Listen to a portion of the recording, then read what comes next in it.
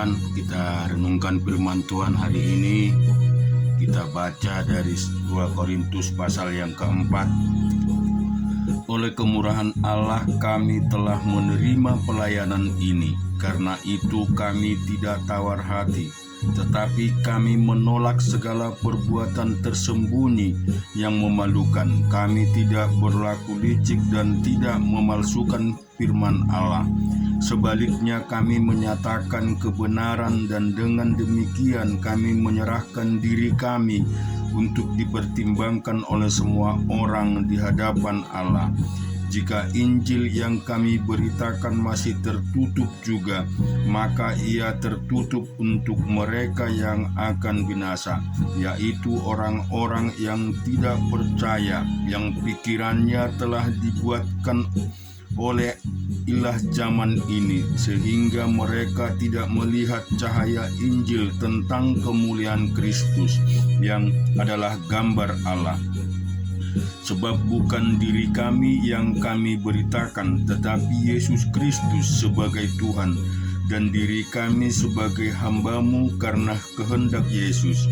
Sebab Allah yang telah berfirman, dari dalam gelap akan terbit terang, Ia juga yang membuat terangnya bercahaya di dalam hati kita, supaya kita beroleh terang dari pengetahuan tentang kemuliaan Allah yang nampak pada wajah Kristus. Tetapi harta ini kami punyai dalam bejana tanah liat, supaya nyata bahwa kekuatan yang melimpah-limpah itu berasal dari Allah, bukan dari diri kami. Dalam segala hal kami ditindas, namun tidak terjepit. Kami habis akal, namun tidak putus asa.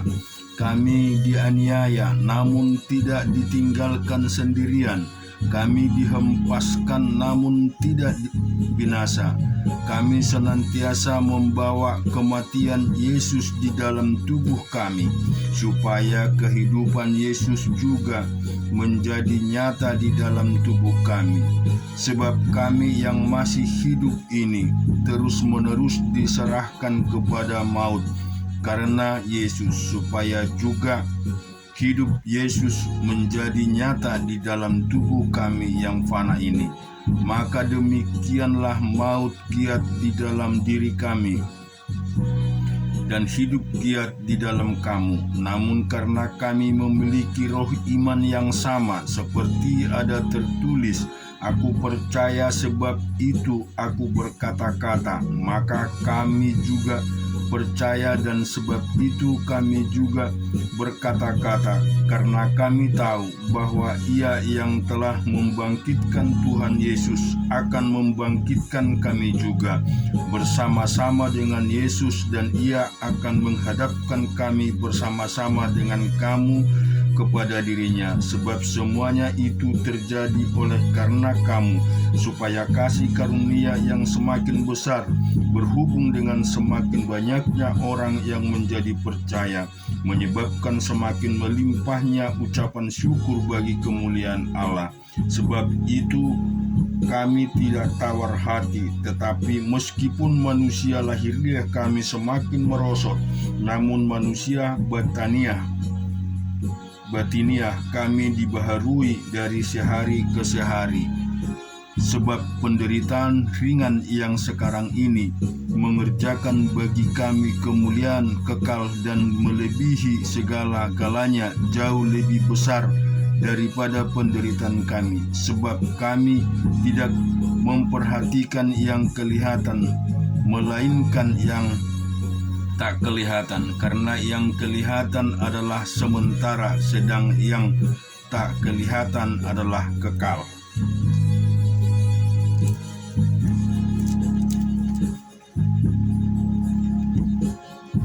Di Yeremia 46, firman Tuhan yang datang kepada Nabi Yeremia tentang bangsa-bangsa mengenai Mesir terhadap tentara Firaun Neko raja Mesir yang berkemah di tepi sungai Efrat dekat Keremis dan yang dipukul kalah oleh Nebukadnezar raja Babel dalam tahun yang keempat pemerintahan Yoyakim bin Yosia raja Yehuda. Siapkanlah perisai besar dan perisai kecil dan majulah untuk bertempur. Pasanglah kuda dan naiklah hai pengendara-pengendara. Apabila tempatmu dengan memakai ketopang, tajamkanlah tombakmu, pakailah baju jirahmu. Mengapa kulihat mereka terkejut mundur ke belakang? Pahlawan-pahlawan mereka terpukul kalah, lari kocar-kacir tanpa menoleh kedahsyatan dari segala jurusan. Demikianlah firman Tuhan. Orang yang tangkas tidak dapat melarikan diri, pahlawan tidak dapat meluputkan diri di utara. Di tepi sungai Efratlah mereka tersandung dan rebah. Siapakah ini yang meluas seperti sungai Nil dan yang airnya bergelora seperti sungai-sungai? Itulah Mesir yang meluas seperti sungai Nil dan yang airnya bergelora seperti sungai-sungai. Ia berkata, aku mau meluas menuruti bumi, membinasakan kota dan penduduknya. Majulah hai kuda-kuda, majulah hai kereta-kereta. Majulah berperang hai pahlawan-pahlawan, hai kamu orang Ethiopia dan orang Put yang memegang perisai dan orang Lydia yang membentur busur. Hari itu ialah hari Tuhan Allah semesta alam, hari pembalasan untuk melakukan pembalasan kepada para lawannya. Pedang akan makan sampai kenyang dan akan puas minum darah mereka, sebab Tuhan Allah semesta alam mengadakan korban penyembelihan di tanah utara dekat sungai Efrat. Pergilah ke Gilead mengambil balsam, hai anak darah putri Mesir. Sia-sia engkau memakai banyak obat kesembuhan, tidak akan kau dapat. Bangsa-bangsa telah mendengar tentang celamu. Bumi telah penuh dengan teriakmu, sebab pahlawan yang satu tersandung kepada pahlawan yang lain. Keduanya telah bersama-sama. Firman yang disampaikan Tuhan kepada Nabi Yeremia tentang datangnya Nebukadnezar raja Babel untuk memukul kalah tentang Mesir. Beritahukanlah di Mesir dan kabarkanlah di Migdol, kabarkanlah di Memphis dan di Tapahes. Katakanlah, ambillah tempat dan bersiaplah, sebab sekitarnya habis dimakan pedang. Mengapa Apis melarikan diri? Tidakkah sanggup sapi jantanmu bertahan? Sungguh Tuhan telah menundukkan dia. Banyak daripadamu yang tersandung dan rebah. Mereka berkata seorang kepada yang lain, marilah kita pulang kepada bangsa kita, ke negeri kelahiran kita, untuk mengelakkan pedang yang merajalela ini. Sambutlah nama Firaun, raja Mesir, tukang ribut yang membiarkan kesempatan berlalu. Demi aku yang hidup, demikianlah firman raja yang namanya Tuhan semesta alam. Ia akan datang seperti gunung Tabor yang menjulang di antara gunung-gunung lain, seperti gunung Karmel yang menajur ke laut. Siapkanlah bagimu barang-barang untuk perjalananmu ke pembangunan, hai putri Mesir yang sudah lama menetap, sebab Memphis akan menjadi sunyi sepi, dijadikan reruntuhan yang tidak berpenduduk lagi. Mesir adalah lembu muda yang elok, tetapi seekor pikat dari utara mendatangi dia, juga prajurit-prajurit upahan yang ada padanya adalah seperti anak-anak lembu tambun. Mereka pun berbalik dan melarikan diri bersama-sama. Mereka tidak dapat bertahan, sebab hari bencana mereka menimpa mereka, yakni waktu penghukuman mereka. Suaranya seperti ular yang mendengis apabila mereka berjalan maju dengan bertentara. Mereka mendatangi dia dengan membawa kapak seperti orang-orang penebang pohon. Mereka menebang hutannya.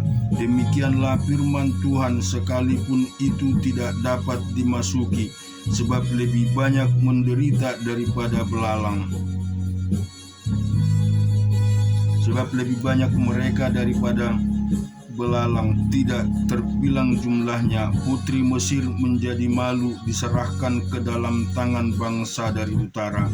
Tuhan semesta alam, Allah Israel berfirman, sesungguhnya aku mendatangkan hukuman atas dewa Amon dari Tebe, atas Firaun beserta Mesir, dewa-dewanya dan raja-rajanya, yakni atas Firaun beserta orang-orang yang percaya kepadanya. Aku akan menyerahkan mereka ke dalam tangan orang-orang yang berusaha mencabut nyawa mereka, yakni ke dalam tangan Nabukadnezar, Raja Babel, dan para pegawainya. Tetapi kesudahan negeri itu akan didiami seperti dalam zaman purbakala. Demikian firman Tuhan. Maka engkau janganlah takut, hai hambaku Yakub. Janganlah gentar, hai Israel, sebab sesungguhnya aku menyelamatkan engkau dari tempat jauh, dan keturunanmu dari negeri pembuangan mereka. Yakub akan kembali dan hidup tenang dan aman dengan tidak ada yang mengejutkan. Maka engkau jangan takut, hai hambaku Yakub. Demikian firman Tuhan, sebab aku menyertai engkau. Segala bangsa yang keantaranya engkau kucerai-beraikan akan kuhabiskan, tetapi engkau ini tidak akan kuhabiskan. Aku akan menghajar engkau menurut hukum, tetapi aku sama sekali tidak memandang engkau tak bersalah. Yehezkiel pasal yang kedua. Firman-Nya kepadaku, hai anak manusia, bangunlah dan berdiri, karena aku hendak berbicara dengan engkau. Sementara Ia berbicara dengan aku, kembalilah rohku ke dalam aku, dan ditegakkannya aku. Kemudian aku mendengar Dia yang berbicara dengan aku. Firman-Nya kepadaku, hai anak manusia, aku mengutus engkau kepada orang Israel, kepada bangsa pemberontak yang telah memberontak melawan aku. Mereka dan nenek moyang mereka telah mendurhaka terhadap aku sampai hari ini juga. Kepada keturunan inilah yang keras kepada dan tegar hati, aku mengutus engkau, dan harus kau katakan kepada mereka, beginilah firman Tuhan Allah, dan baik mereka mendengarkan atau tidak, sebab mereka adalah kaum pemberontak. Mereka akan mengetahui bahwa seorang nabi ada di tengah mereka.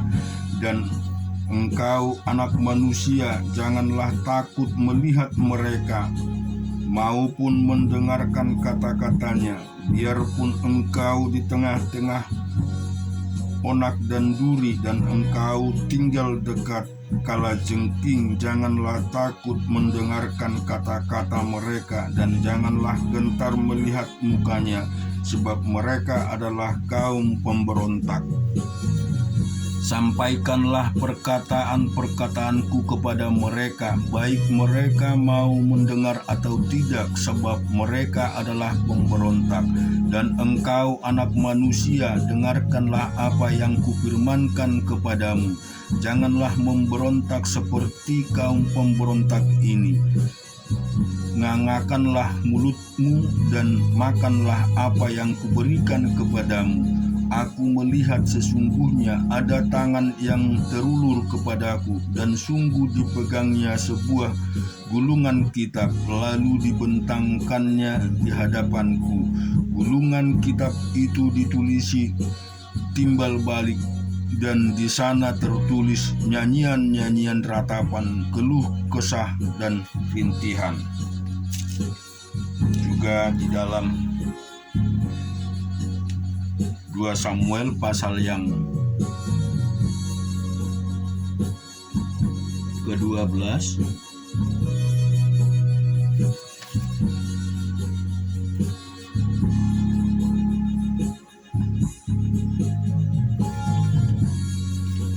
Tuhan mengutus Natan kepada Daud. Ia datang kepada Daud dan berkata kepadanya, ada 2 orang dalam satu kota, yang seorang kaya, yang lain miskin.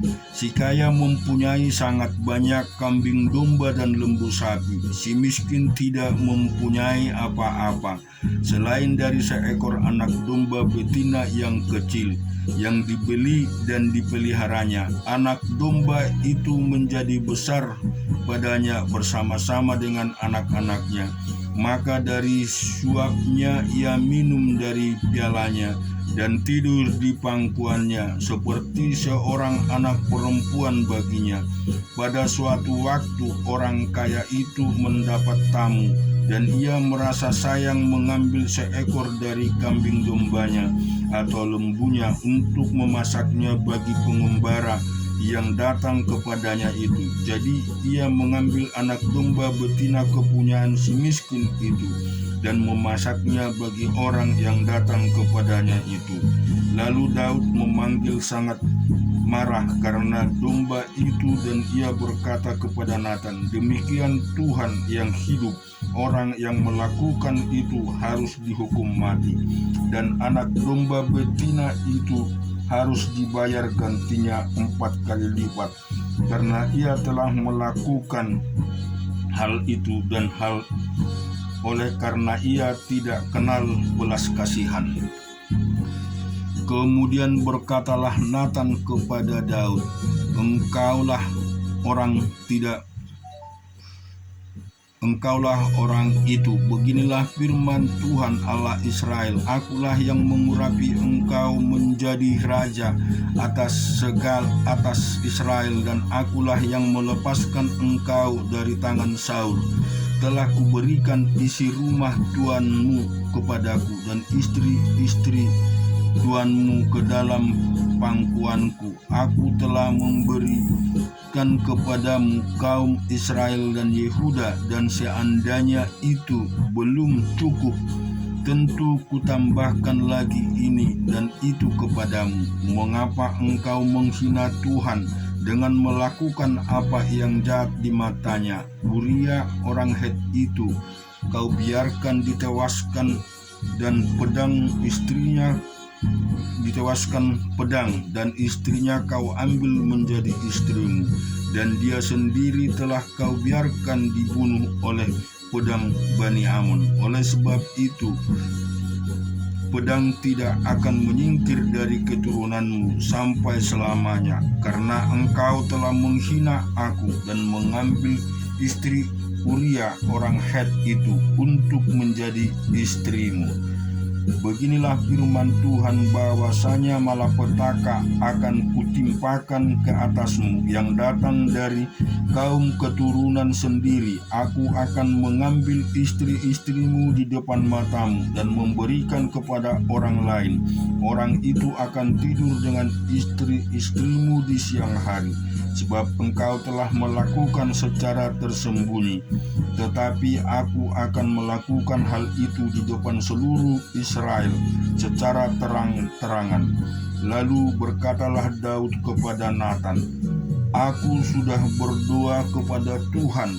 Dan Natan berkata kepada Daud, Tuhan telah menjauhkan dosamu itu, engkau tidak akan mati. Walaupun demikian, karena engkau dengan perbuatan ini telah sangat menista Tuhan, pastilah anak yang lahir bagimu itu akan mati.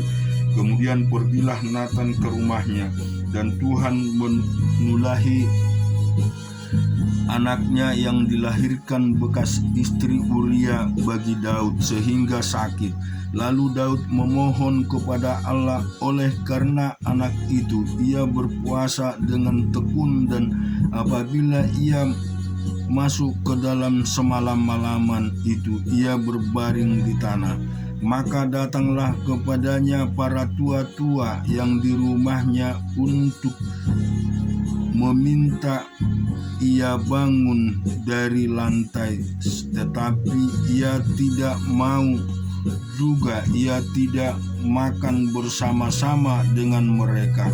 Pada hari yang ketujuh matilah anak itu, dan pegawai-pegawai Daud takut memberitahukan kepadanya bahwa anak itu sudah mati, sebab mereka berkata, ketika anak itu masih hidup, kita telah berbicara kepadanya, tetapi ia tidak menghiraukan perkataan kita. Bagaimana kita dapat mengatakan kepadanya, anak itu sudah mati? Jangan-jangan ia mencelakakan diri. Ketika Daud melihat bahwa pegawai-pegawainya berbisik-bisik, mengertilah ia bahwa anak itu sudah mati. Lalu Daud bertanya kepada pegawai-pegawainya, "Sudah matikah anak itu?" Jawab mereka, "Sudah." Lalu Daud bangun dari lantai, ia mandi dan berurap dan bertukar pakaian. Ia masuk ke dalam rumah Tuhan dan sujud menyembah. Sesudah itu pulanglah ia ke rumahnya, dan atas permintaannya dihidangkanlah kepadanya roti, lalu ia makan. Berkatalah pegawai-pegawainya kepadanya, "Apakah artinya hal yang kau perbuat ini? Oleh karena anak yang masih hidup itu engkau berpuasa dan menangis, tetapi sesudah anak itu mati engkau bangun dan makan." Jawabnya, "Selagi anak itu hidup aku berpuasa dan menangis, karena pikirku siapa tahu Tuhan mengasihi aku sehingga anak itu tetap hidup. Tetapi sekarang ia sudah mati, mengapa aku harus berpuasa? Dapatkah aku mengembalikan lagi? Aku yang akan pergi kepadanya, tetapi ia tidak akan kembali kepadaku." Kemudian Daud menghibur hati Betseba istrinya. Ia menghampiri perempuan itu dan tidur dengan dia, dan perempuan itu melahirkan seorang anak laki-laki. Lalu Daud memberi nama Salomo kepada anak itu. Tuhan mengasihi anak itu, dan dengan perantaraan Nabi Nathan ia menyuruh menamakan anak itu Jedija oleh karena Tuhan. Yoab berperang melawan Raba, kota Bani Amon, dan ia merebut kota kerajaan. Lalu Moab menyuruh orang kepada Daud dengan pesan, "Aku berperang melawan kota Raba dan telah merebut pula kota air. Oleh sebab itu kumpulkanlah sisa tentara, kepunglah kota itu dan rebutlah, supaya jangan aku yang merebut kota itu, dan jangan namaku menjadi juga nama kota itu." Sesudah itu Daud mengumpulkan seluruh tentara. Ia berangkat ke kota Raba dan berperang melawannya, lalu merebutnya. Ia mengambil mahkota dari kepala raja mereka, beratnya setelentak emas bertatah sebuah batu permata yang mahal, dan itu dikenakan pada kepala Daud. Juga diangkutnya banyak sekali jarahan dari kota itu. Penduduk kota itu diangkutnya dan dipaksanya kerja dengan gergaji, penggerak besi dan kapak. Juga dipekerjakannya mereka di tempat pembuatan batu bata. Demikianlah juga diperlakukan Daud segala kota Bani Amon. Sesudah itu pulanglah Daud dengan seluruh tentara ke Yerusalem. Terima kasih, Tuhan memberkati kita semua. Amin.